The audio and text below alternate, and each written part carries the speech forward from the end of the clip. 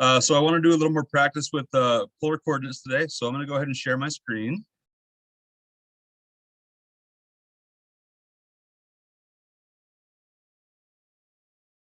All right, can you all see this?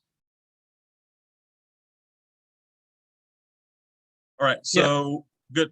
Just as a warm up, and I know I didn't share this out in advance, but that's okay.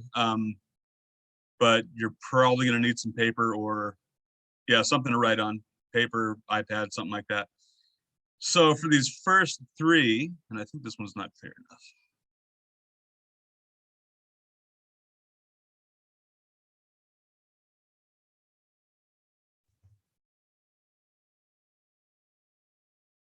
For these first three here, basically just want to graph those.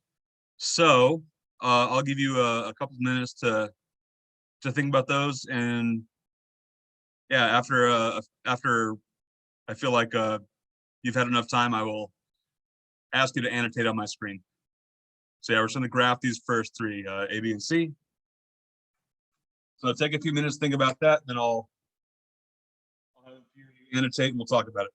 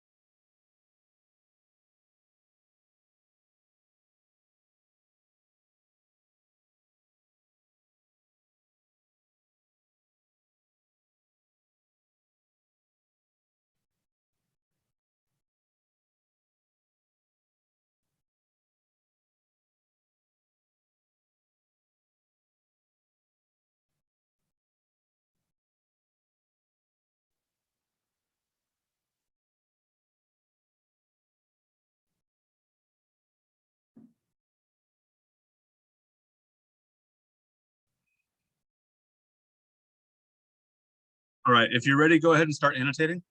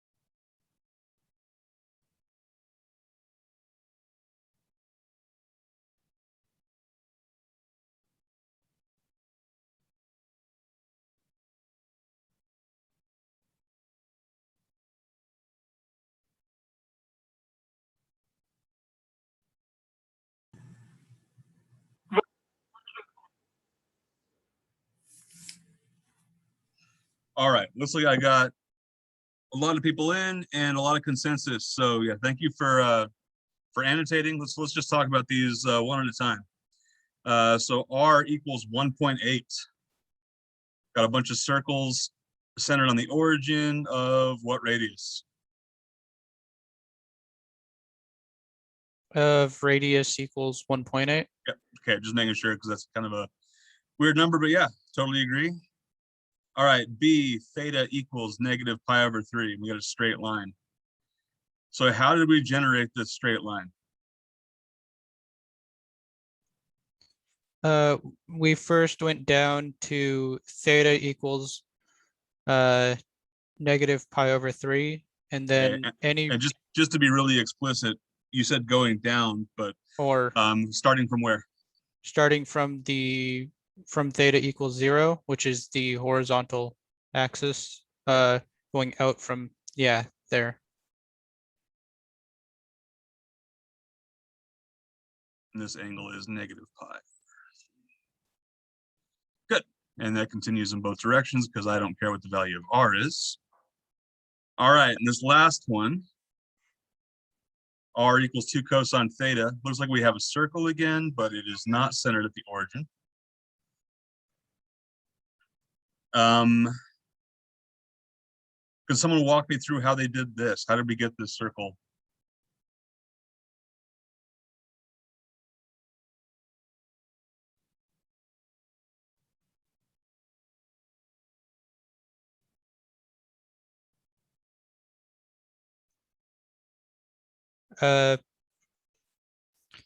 Cosine of 0 is 0. Okay. So that's gave me the starting point. Good. All right. So I'll say you said cosine of 0 was 0. Yeah. That is not the case. Wait, I'm sorry. I'm in. It's 1. Yeah, it's so 1, and then you can definitely plot points. So, one way to do that is to, I mean, this is probably, if you can remember back that far, probably how you learned to graph, in the rectangular plane, you pick a few values for theta. Maybe we start with, let's go every pi over 4.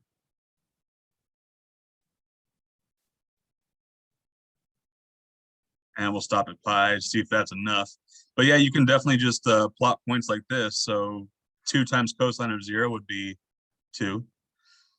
2 times cosine of pi over 4 would be, I believe, radical 2. Cosine of pi over 2 is 0. This would be negative radical 2, and then this would be negative 2. So I believe that's enough. If you plot all 5 of those points, you'll get half a circle, but then you can extrapolate the rest. Did anybody else? So I see a lot of the same kind of shape here. Did anybody else attack this a different way?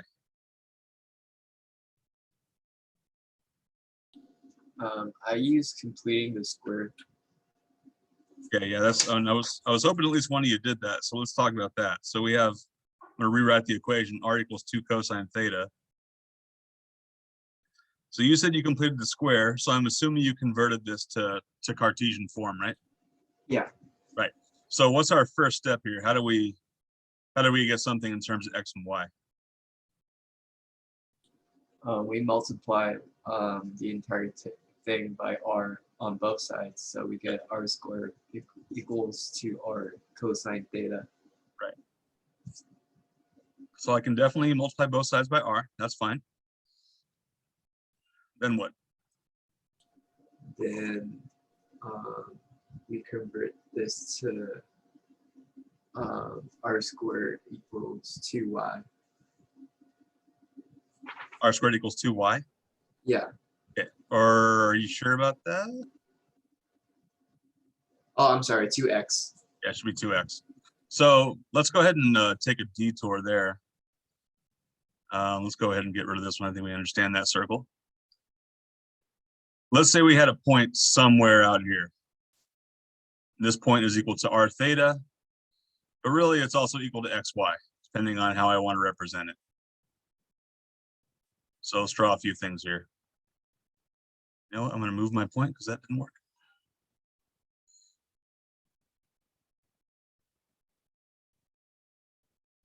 So if I make a right triangle like this, I know this angle right here is theta. I know this distance is r. I want to call this horizontal distance x and this vertical distance y. So let's talk about r first. What's a good way to relate r to x and y?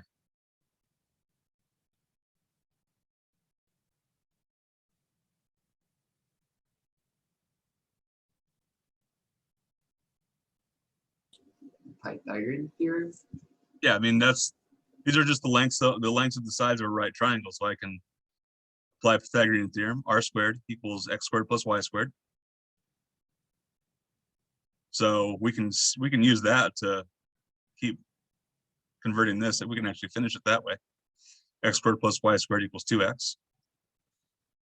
All right, but we also want to have a way to express y and x in terms of r and theta. So let's just start with y. How can we represent y in terms of r and theta?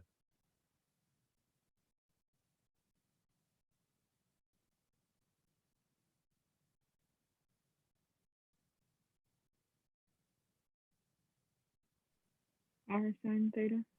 Yeah, r sine theta. And similarly, x is going to be equal to r cosine theta. All right, and I think I'm probably going to need a little more room. So let's talk completing the square. We have x squared plus y squared equals 2x. How do we continue that process of completing the square?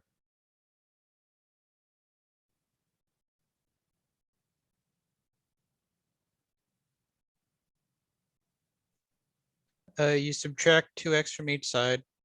Okay, so yeah, let's group up the x terms. And then you add half of the leading coefficient of the 2x, which would be Okay. 1 to both sides. Or I don't Right, so remember what that's called exactly. you said you said leading coefficient, which would tell me the x squared, but really I think you wanted the coefficient of x here. Yeah. So basically, yeah, I mean, it's called completing the square because I eventually want to represent this as, you know, x plus or minus something squared plus y plus or minus something squared equals r squared. That's my end goal. And I can't do that if I have x squared minus 2x. I have to bring in that constant that's going to allow me to do that. So it'll be x squared minus 2x plus 1 plus y squared. And I added 1 on the left, so I have to add 1 on the right. And that's really that's by far the most mysterious part of this completing the square process. So I'll stop there. Does anybody have any questions about this?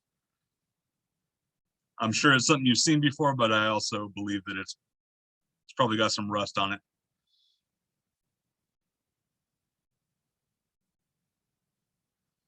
All right, so now how can I re-express this?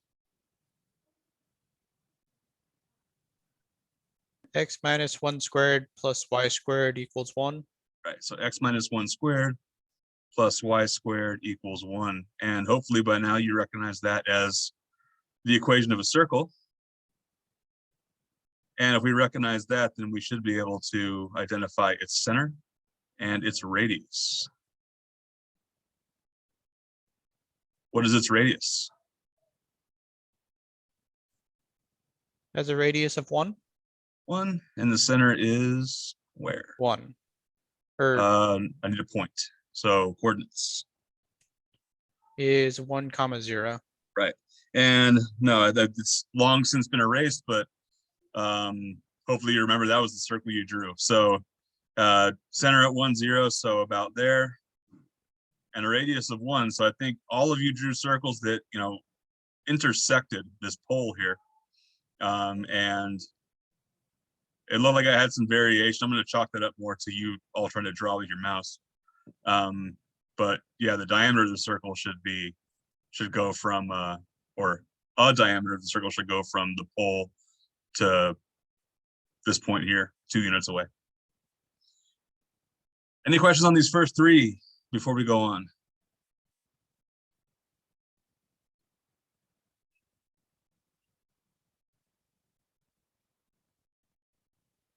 All right, so let's go ahead and scroll down to these next 3.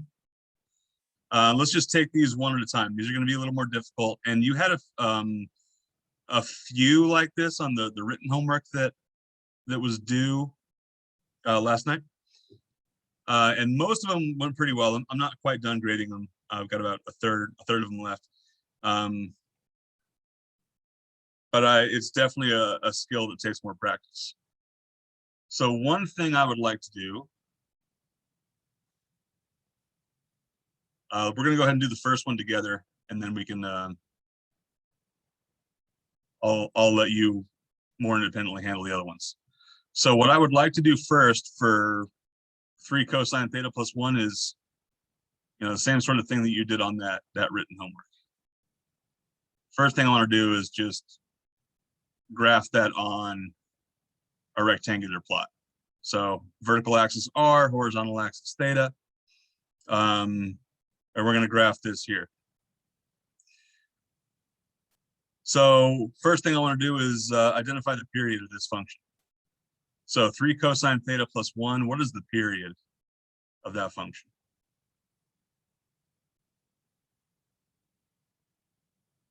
Okay, I got 1 vote in chat for 2 pi. Any other ideas, or you want to affirm 2 pi?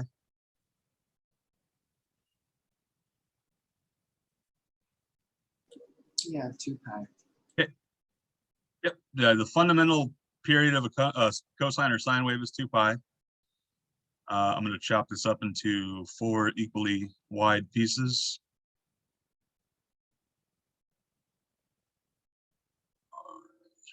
Two. What's the amplitude of this cosine wave?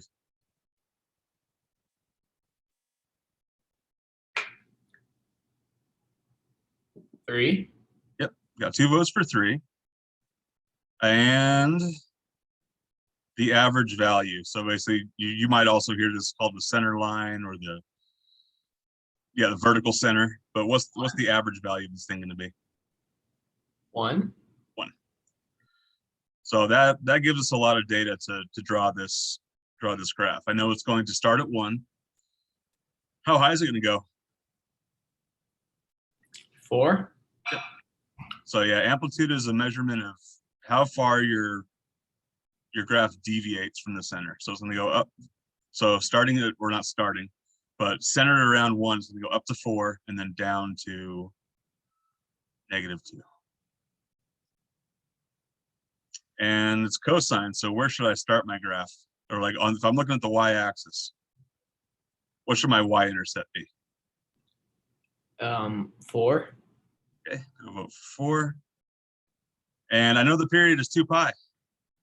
So I know at 2 pi, I should also be at r equals 4. I know that when in the middle of my period, I should have a minimum.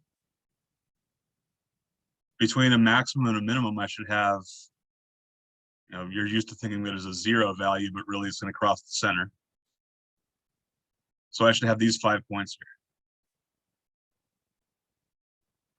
Then you get that familiar cosine graph shape. Any questions about any of that so far?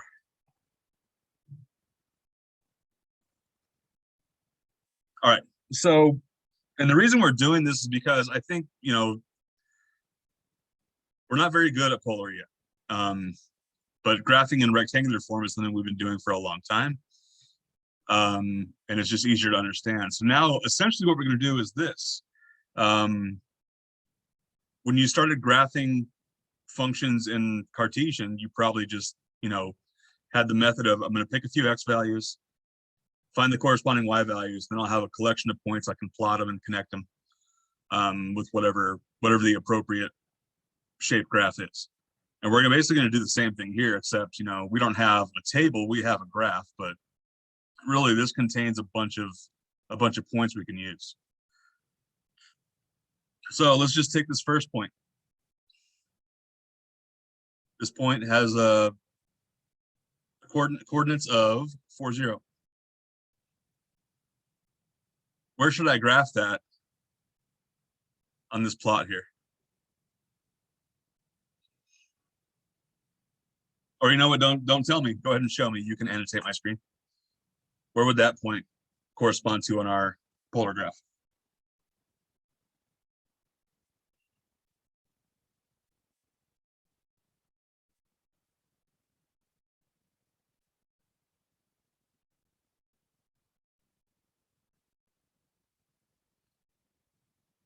All right, good. I'm seeing a lot of consensus for that one. While you're at it, plot this point as well.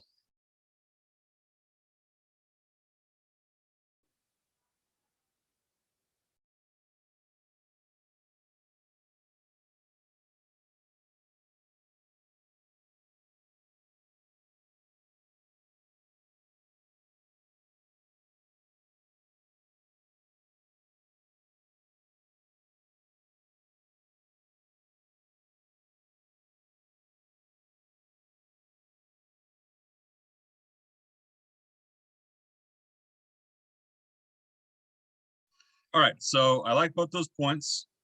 I saw it looked like I had consensus on this point 4, 0.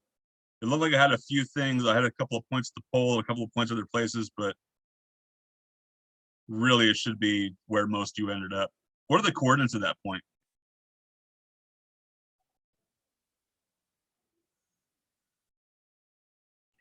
1 and pi over 2. 1 and pi over 2. Excellent. All right, so now what about everything in between them? So I'll go ahead and put it back on you. Let's go ahead and annotate the graph between those two angles.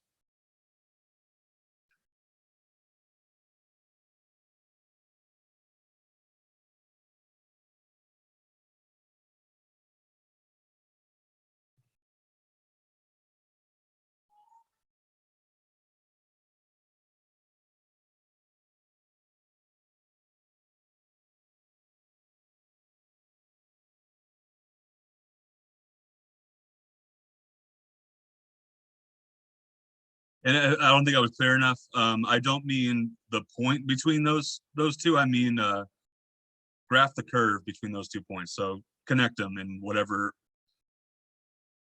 shape curve is appropriate.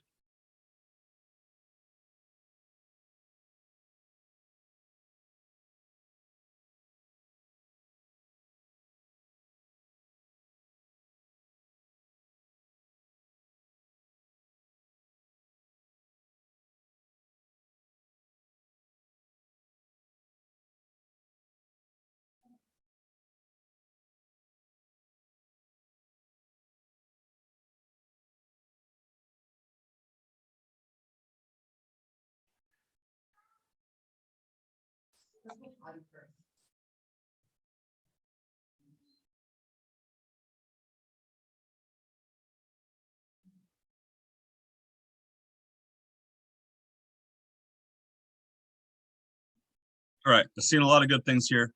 One thing I want to be sure of, though, is it looks like I have some curves drawn to the left of the y-axis. I'm going to assume that's not intentional. But yeah, we're not there yet. So let me ask you a true or false question before we go any further. True or false, I'm going to have points, or at least one point that intersects the pole.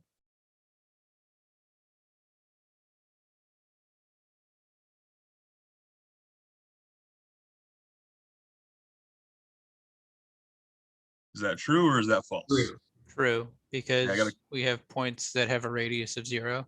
Right, and that's exactly what you need to be looking for. So we have some points that, you know, were r theta is equal to 0 theta. So our radius is 0. So yeah, we better have that point there. In fact, so far we've graphed from 0 to pi over 2. And yeah, we're about to hit one of those points. So before we do that, let's go ahead and graph this point here.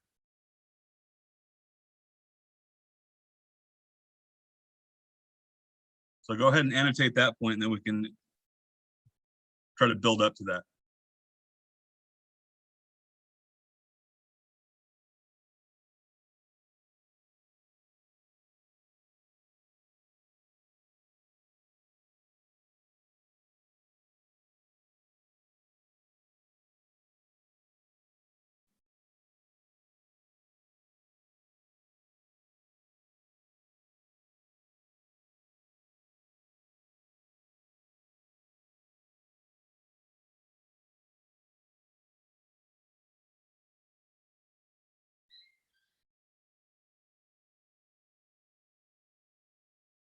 All right, so good job on that. So I'm going to go ahead and continue this to the pole.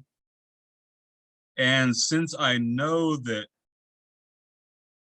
the values of theta are going to, they're going to be in the second quadrant before I hit that 0 crossing, I'm going to have a little bit of a jut out like that.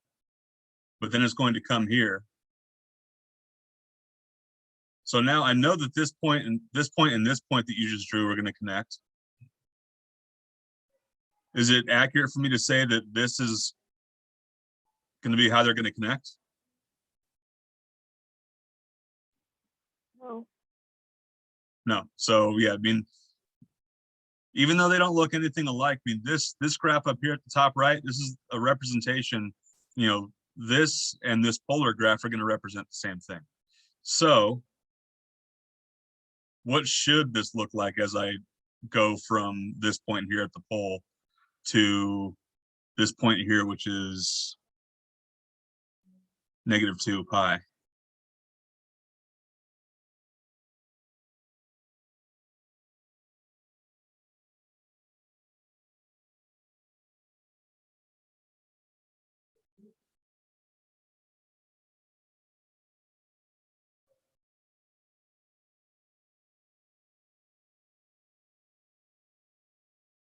Okay, I got one curve, a couple now.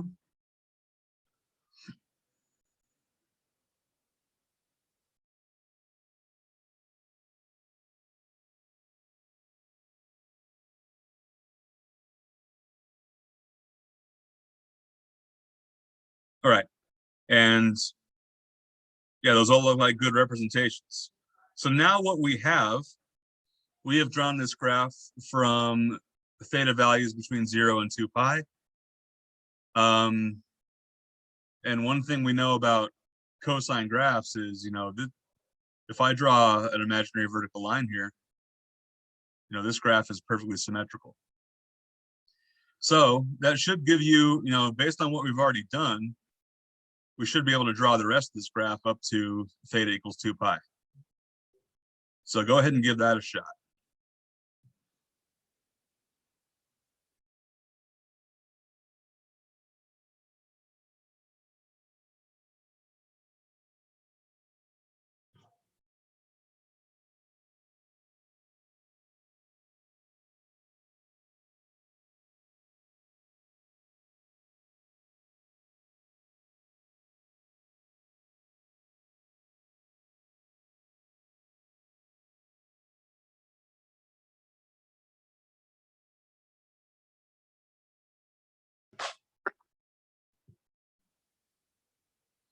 All right, so yeah,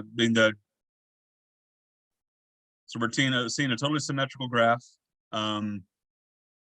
It's symmetric over the x-axis, and this looks a lot like, yeah, this is very good for this one. Any questions for what we're seeing on part D here before we move on to the next one?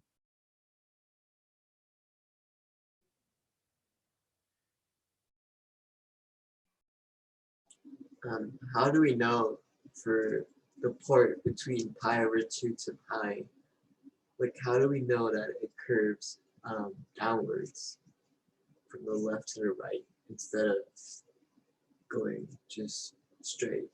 So let me kind of recreate this over here. So I'll do part D over here as well. So we started from 1, 2, 3, 4. And I'm just going to try to go fast. So this might not be. How far to the right do we go to? Actually, that was too far.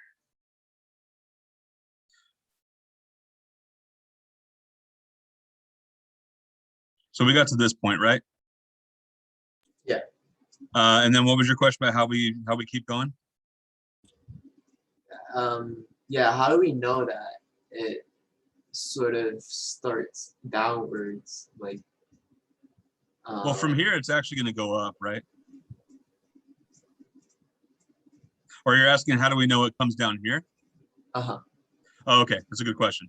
So it really has to do with, let's just pick a point like over here.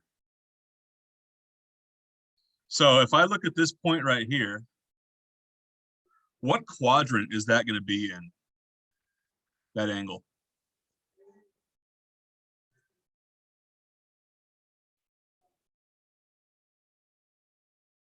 It has to Second be in the quadrant? fourth. Sorry, no, just the angle itself. So angles between Mm. pi over 2 and pi. Oh, the angle is in the second quadrant. Yeah, so the angle is over here, right? But all of these radii, between this point here and pi, well, even beyond, but really I'm just worried about right here. All of these radii are negative, right? Yeah. So that is going to push us from quadrant 2 into quadrant 4. So because we have those negative radii, that's what tells us we have to have these values right here. Because we're looking at angles like this, but the negative radius is going to push us kind of 180 degrees basically through the pole and on the other side into the opposite quadrant, the diagonal quadrant. Did it answer your question? Kind of, but would it be like, wouldn't those values just become positive in the last quadrant? In the last quadrant? Yeah. Yeah, well, that's what happens essentially. So let this point right here, let's say it has a value of, and this is probably, here's my disclaimer, this is most likely not a point on this graph, but I just want to give numbers to it so we have something to talk about. Let's give it something realistic, so we'll call it -1.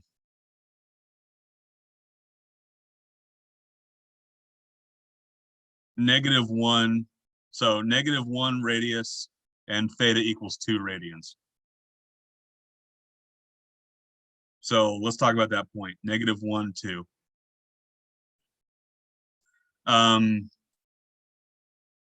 Since this angle is in quadrant 2, basically, is there another way we can represent this point?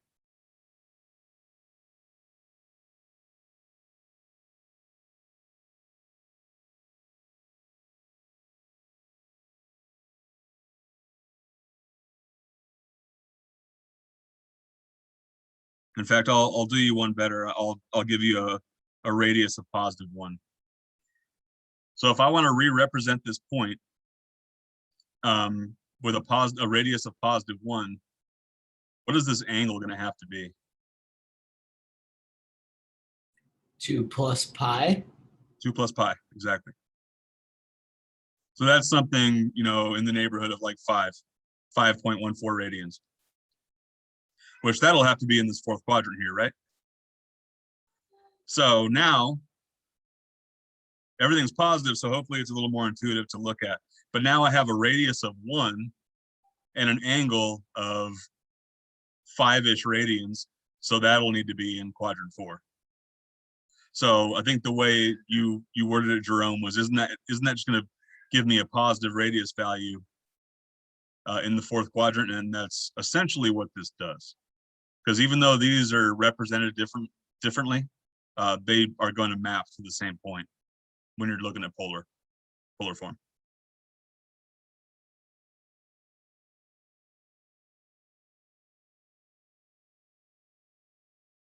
All right, we have 14 minutes left. I want to go ahead and do one more example. So I am going to have us look at F. My other class, we had time for D and E, but not F. So I would rather at least represent all of them. I guess there's no reason to scroll up. We're going to clean everything off. So first thing I would like us to do is this. I would like you all to draw the graph this in rectangular coordinates. I am not going to label the axes. But what I want to do is graph one period of this. So go ahead and do that. And yeah, if you're the first one to annotate, go ahead and label the axes as well with whatever the appropriate angles are and whatever the minimum and maximum of the range are.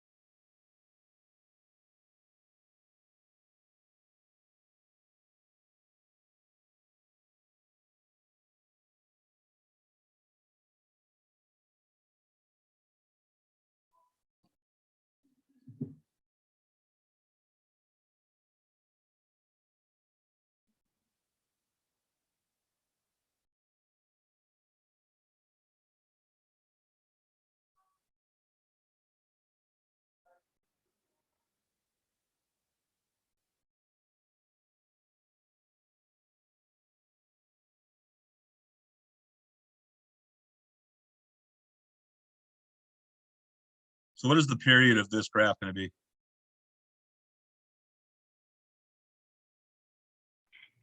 4 pi. Okay, I got to vote for 4 pi.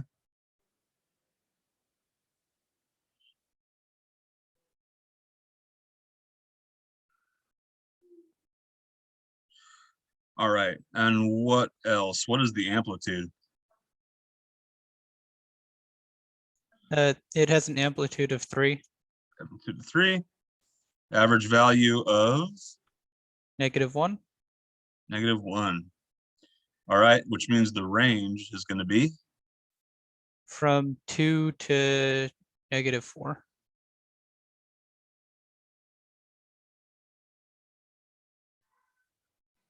okay. Do we agree with all this?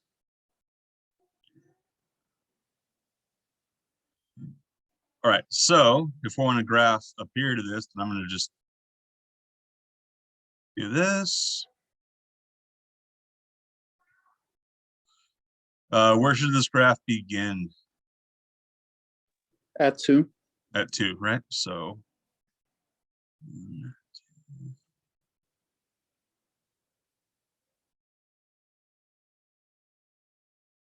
and our center line is -1.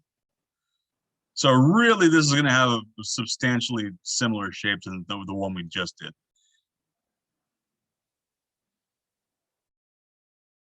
I mean, a lot of the data is different, but cosine graph is a familiar shape.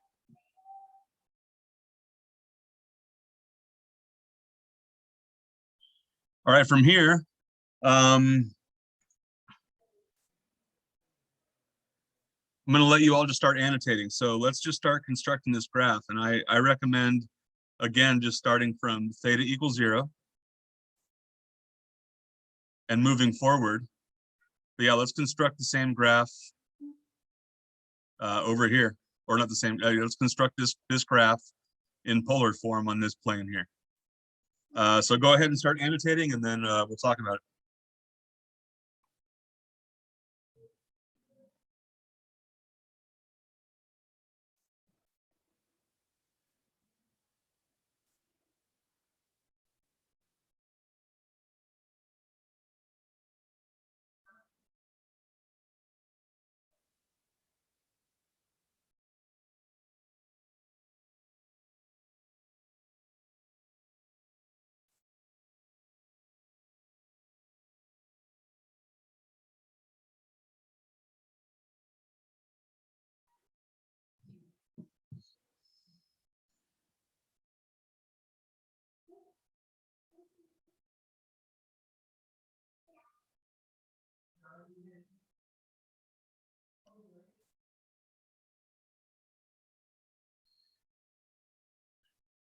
So it looks like because of the period for this graph, we have a lot of, we can easily get a lot of points that are on that x-axis, but then we got to think about what happens between them.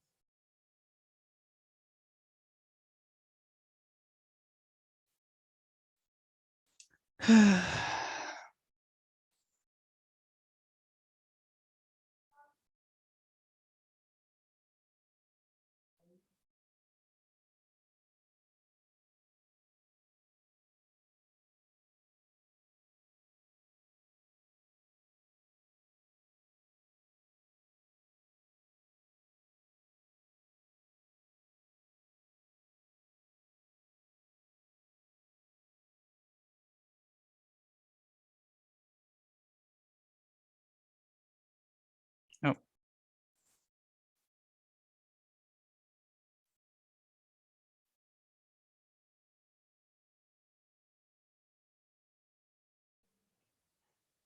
So it looks like I'm seeing consensus on these points. So we have 2, 0. We have -1 pi. We have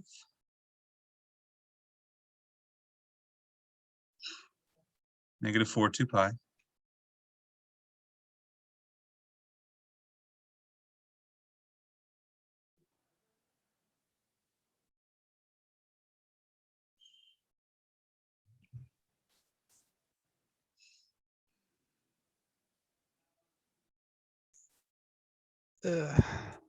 Should since I have a drawing pad, maybe I should take over. It's frustrating, like you probably trying to use a trackpad to handle this. So we definitely know that we have a point at 2, 0. So let's just break this down in quadrants again. I definitely know that I have a point at -1 pi. So I saw a lot of you graph that point, -1 pi. So pi is to the left. -1 would push me back to the right. And Rand, I have a drawing pad too, but I feel like it's still hard to use. So the real point is, or real question is, what goes on between this point right here, which is theta equals 0, and this point here, which is theta equals pi? We have a point where our radius is 0. Yeah, point where our radius is 0. So somewhere in between here, that must happen. I also know that as I begin to rotate through theta, my radius is going to be positive and decrease. But yeah, it's eventually going to decrease to 0. So are we okay with this kind of configuration? So all I've done so far is graph from 0 to pi. Any questions on that little curl right there?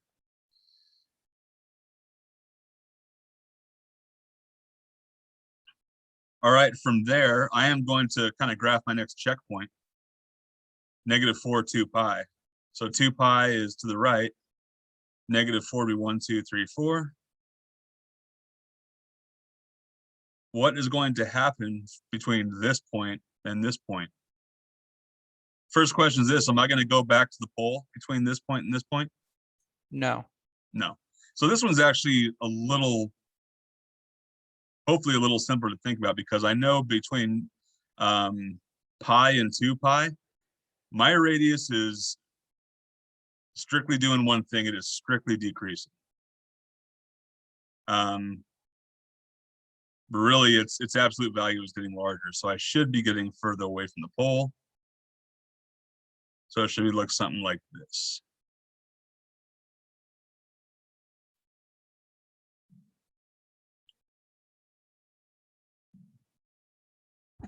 Now, if I were to draw a tangent line right here, and I'll do that in a different color.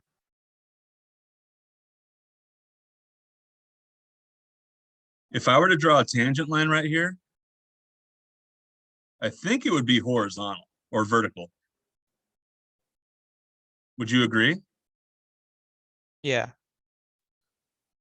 Does that make sense with this graph over here, with the rectangular graph?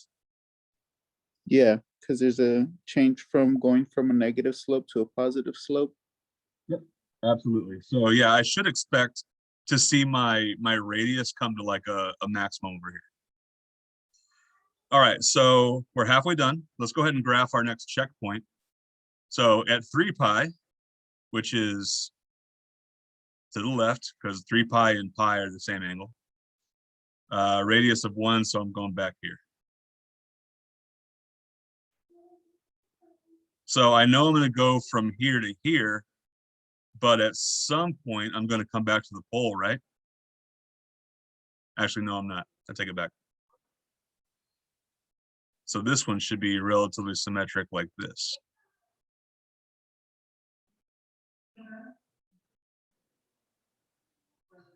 And then we'll go ahead and finish it off. We know we're at 2 4 pi, which is this same angle. But I know I have to come to the pole again. So I believe it's going to look like that.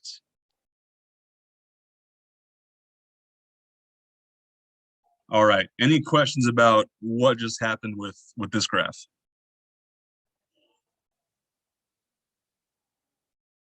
What's the point at the center right there?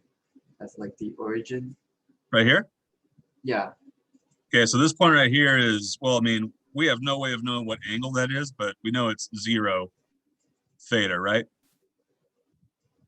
So these points right here, basically anywhere where our graph crosses through the pole, how is that represented on our rectangular graph? That's 2 points, right? Yeah, which 2 points are they? When it crosses the theta axis. Right, so that's to be this place here and this place here. And because of the way polar graphs work, I mean, since my radius is 0, it's impossible to tell what the angle was that generated that just by looking at that graph. But yeah, that's those points correspond. So they're based on this graph here. There should have been two different times when this graph crossed through the pole, and I think if we remember how we constructed this, that's true. Anything else?